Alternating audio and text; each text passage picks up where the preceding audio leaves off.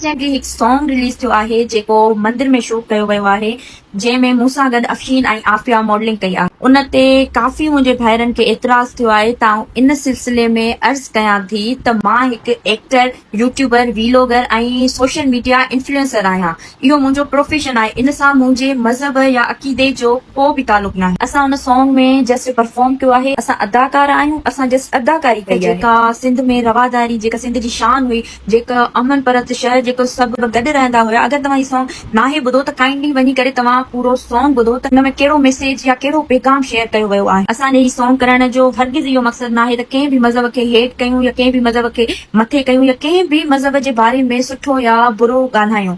असां just perform कयो आहे। जेका सिंध में हिकु रवादारी, जेको अमन या जेका यूनिटी आहे, उहो ॾेखारियूं।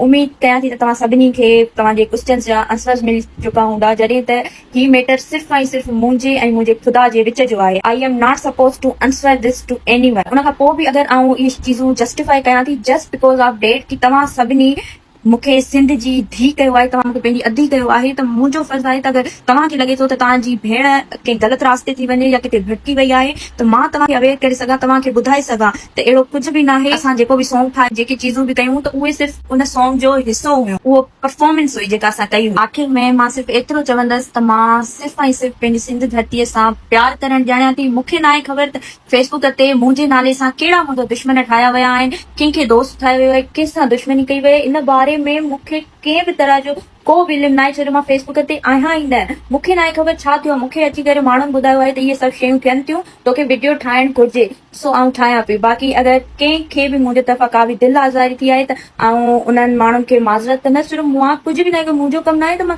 फेसबुक ते पब्लिकली वेही करे कंहिंसां बि का बि दुश्मनी कयां। जिए सिंध, जिए लतीफ़, जिए लतीफ़ जी ॿोली। अल्लाह हाफ़िज़।